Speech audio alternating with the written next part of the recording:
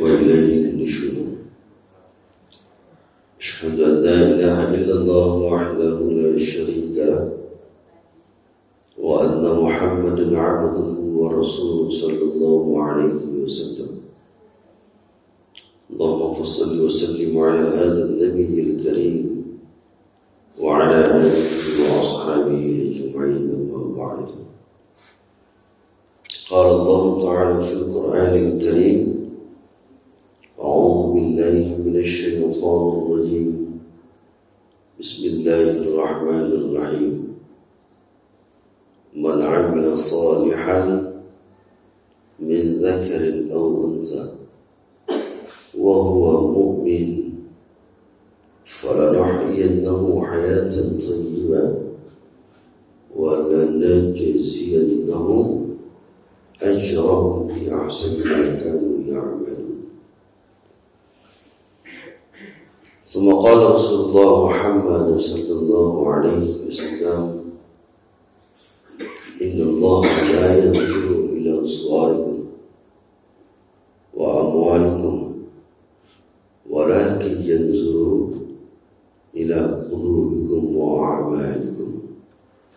صدق الله العظيم وصدق النبي صلى الله عليه وسلم. Bapak Ibu, kajian singkat kita pada waktu subuh ini kita beri judul tentang siapakah orang yang cerdas. Dalam satu hadis Nabi sallallahu alaihi wasallam, hadis ini dibawakan oleh Abu Abdurrahman bin Mas'ud. Beliau bercerita. Apa cerita Abu Abdurrahman bin Mas'ud? Kuntu ma'a Rasulullah sallallahu alaihi wasallam. Beliau mengatakan, aku suatu saat bersama Nabi sallallahu alaihi wasallam. Kemudian kata Abu Abdurrahman, faja'a rajulun minal ansar. Maka datang salah satu orang Ansar. Beliau duduk bersama kami. Kemudian dia bertanya kepada Rasulullah Muhammad sallallahu alaihi wasallam. Apa pertanyaannya? Ada dua. Yang pertama, kata laki-laki Ansar itu, ya Rasulullah, ayyul mu'minina afdal. Ya Rasul, siapakah orang yang beriman yang paling utama? Kalau yang paling utama disebutkan Bapak Ibu, orang yang memiliki kriteria yang paling tinggi. Kalau dalam penilaian dan punya nilai 100, itu afdal. Apa kata Nabi? Menjawab pertanyaan orang Ansar tentang siapakah orang beriman yang paling utama. Kata Nabi sallallahu alaihi wasallam, ahsanuhum khuluqa.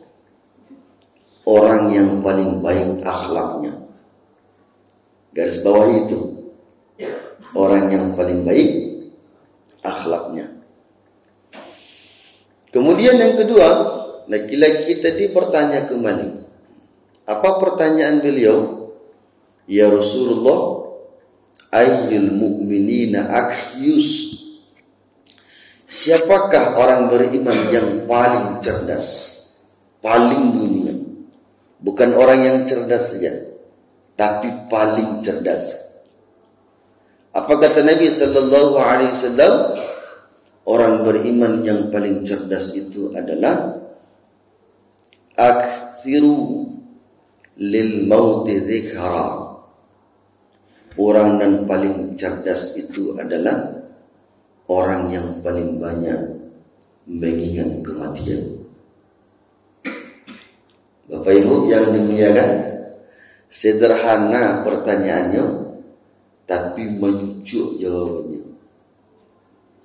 Nah, artinya pertama, laki-laki Ansar tadi bertanya, ayyul mu'minina afdal.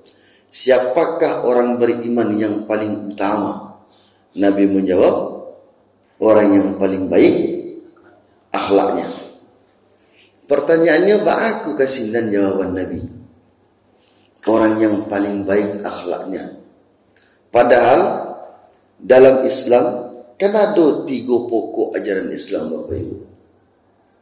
Pokok bunyinya, artinya yang paling utama dalam ajaran Islam. 3. Mana 3 itu Ustaz? Pertama, akidah. Dan kedua, ibadah. Dan ketiga, baru akhlak. Ya kan? Bahkan langsung Nabi mengatakan, akhlak indah akidah, indah orang dan kuih ibadahnya.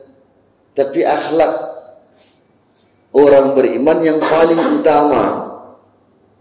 Bapak Ibu, kenapa akhlak yang disampaikan oleh Nabi?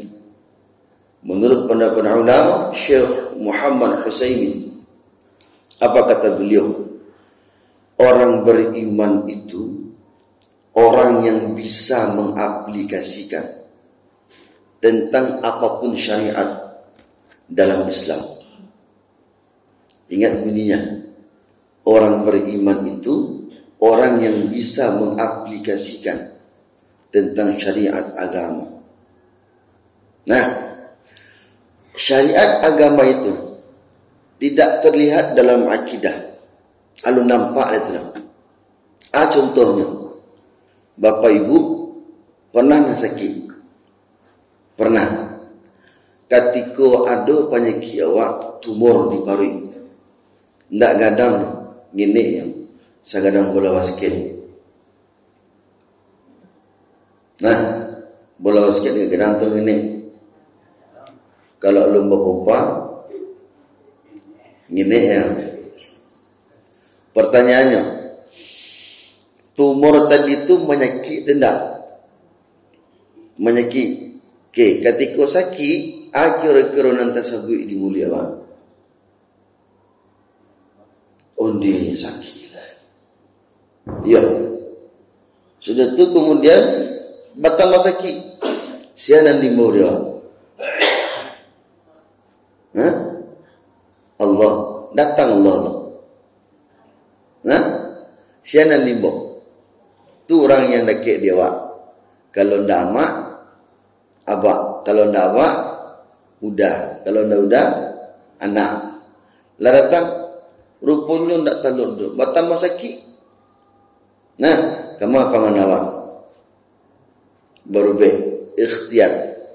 Ketika waklah berubah, kemudianlah dioperasi, lah dia gibe. Bapak Ibu, dalam keyakinan awak, kira-kira keyakinan bang, akidah tadi yang mendatangkan penyakit itu siapa? Allah. Ketika awak lah cegah, siapa yang dipuji? Dan dipuji siapa? Dokter. Padahal keyakinan awak yang mendatangkan penyakit siapa? Allah. Aku hendak Allah dan awak puji. Itu berkaitan dengan akidah. Ma anzalallahu ad-dima wa ma anzalallahu asy-syifa. Allah tidak akan memberikan penyakit kalau bukan Allah yang menyembuhkan penyakit itu. Itu kaitannya dengan akidah. Itu belum nampak tu Pak, belum. Yang kedua, ibadah juga seperti itu. Rajin benar pun orang beribadah, Bapak Ibu, pertanyaannya, Allah menentukankah kepada karakternya? Belum tentu. Rajin ninyo tahajud, rajin ninyo salat berjamaah, rajin ninyo salat sunnah, rajin ninyo baca Al-Quran dan bersedekah. Apakah sudah menentukan itu terhadap akhlak yang baik? Belum. Maka kata Muhammad Syekh Husaymin, aplikasi dari akidah dan ibadah itu adalah akhlak tadi. Akhlak tadi Pak. Di sini nampak siapa orang nan betul-betul berakidah juga ibadah. Nah, jadi Nabi SAW seperti itu ketika ditanya oleh sahabat kepada Aisyah, ya Aisyah, akhlaknya Nabi itu seperti apa? Apa kata Aisyah? Khuluqul Quran. Akhlak Nabi itu adalah Al-Quran. Coba Pak kita logikakan. Al-Quran itu kan prinsipnya kan dibaca. Ya Pak. Tapi kenapa Aisyah mengatakan khuluqul Quran? Ketika ditanya akhlak Nabi itu apa? Aisyah mengatakan akhlak Nabi itu adalah Al-Quran. Artinya aplikasi itu paling penting. Jadi ternilainya seseorang itu baik atau buruk terletak pada akhlaknya. Ini kata Nabi tentang pertanyaan pertama. Siapakah orang beriman yang paling utama? Jawaban Nabi adalah orang yang paling baik akhlaknya. Saat ini di zaman kini Bapak Ibu, akhlak itu semakin pudar atau semakin lilo? Ya, semakin pudar ini.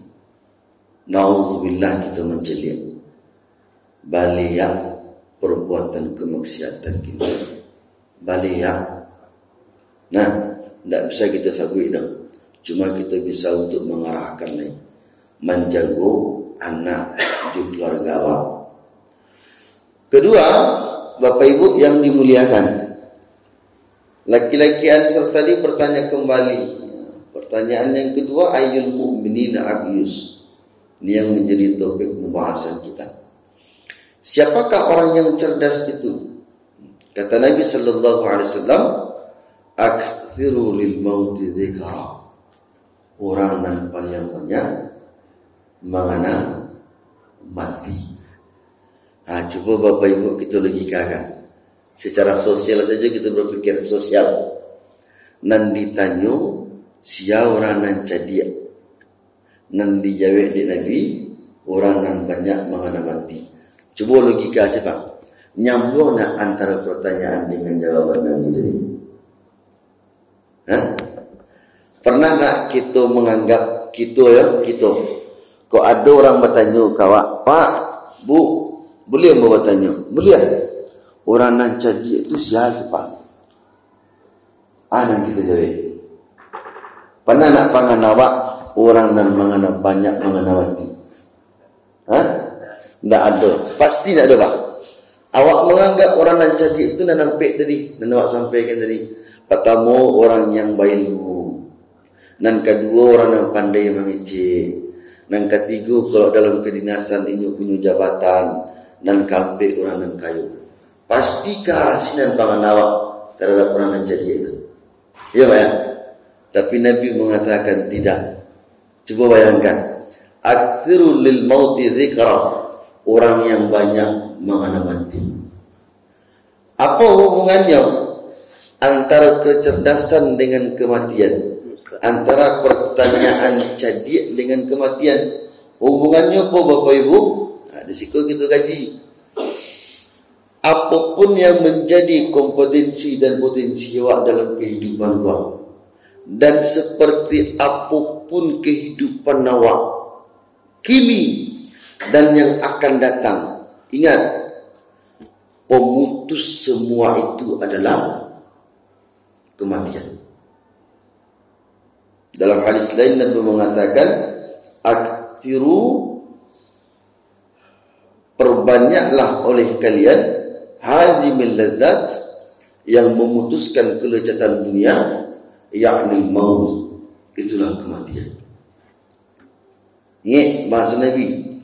Aktsiru, perbanyaklah oleh kalian hazimil ladzat, yakni maut, yang memutuskan kenikmatan dunia, itulah kematian.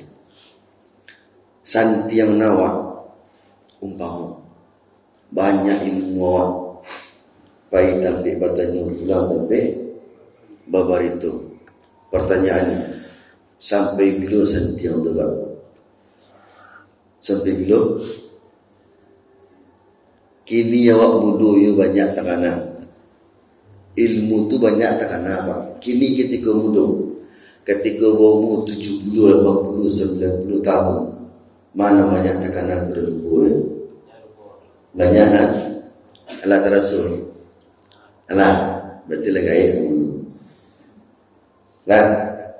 Kemudian ini kita kuat. Nah, saja bisa dikarajukan. Ketika awak tu masih ada kekuatan tadi, kurang lama namanya. Artinya apa? Apapun yang menjadi kelebihan diri awak Bapak Ibu, itu akan diputuskan oleh Allah Subhanahu wa taala. Nah, dengan apa? Akhir dari pemutusan kelezatan itu adalah kematian. Maka oleh karena itu kata Nabi sallallahu alaihi wasallam, akthiru lil mauti dzikra. Bawanya di awak bahasamu ingat tu tentang pemutus kenyamatan, itulah kematian.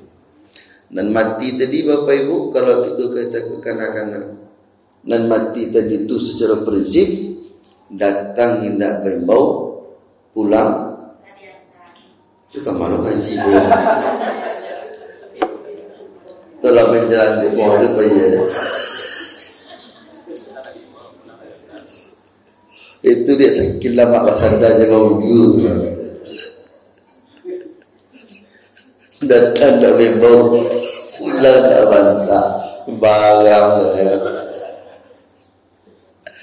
Dan mati itu Bapak Ibu datang ini tak bau, yo kula tak bau dan mati itu. Yo sudah tu pulang membau, siananya bau. Nama mati tadi siananya bau. Roh awak bukan amal awak.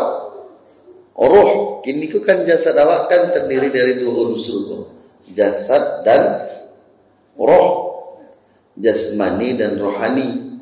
Jadi ketika kematian itu tidak datang, roh awak nantinya bau sehingga berpisah dari jasad, mati namanya. Walikulli ummatin ajal, fa idza jaa ajaluhum la yastakhiruna sa'atan wa la yastaqdimun. Apabila setiap umat itu telah ditentukan kematiannya, ajalnya, apabila telah datang, maka tidak bisa diperlambat sedetik ke depan dan sedetik ke belakang. Jadi ikulah dan harus kita kana dalam kehidupan awak. Ikut. Nah, dia ini datang nak membau, tapi pulangnya pasti membau. Ikut dan nak cuak-cuak kita kana leh. Nah, kok kasan tiang nawak sawantanya. Kok kakui nawak sawantanya. Kok kakayo nawak sawantanya. Nah, pemutus itu semuanya adalah kematian. Jadi orang yang cerdas itu kata Nabi sallallahu alaihi wasallam adalah orang yang paling banyak mengingat kematian. Bapak Ibu yang dimuliakan, kesimpulan kajian kita di subuh ini judulnya adalah siapakah orang yang cerdas? Jawaban Nabi sallallahu alaihi wasallam, orang yang banyak mengingat kematian. Semoga Allah Subhanahu wa taala bimbing hati kita, pemikiran kita dan perbuatan kita ke jalan yang diridhai oleh Allah Subhanahu wa taala. Subhanakallahumma rabbana wa bihamdika asyhadu an la ilaha illa anta astaghfiruka wa atubu ilaik. Walhamdulillahi rabbil alamin. Assalamualaikum warahmatullahi wabarakatuh.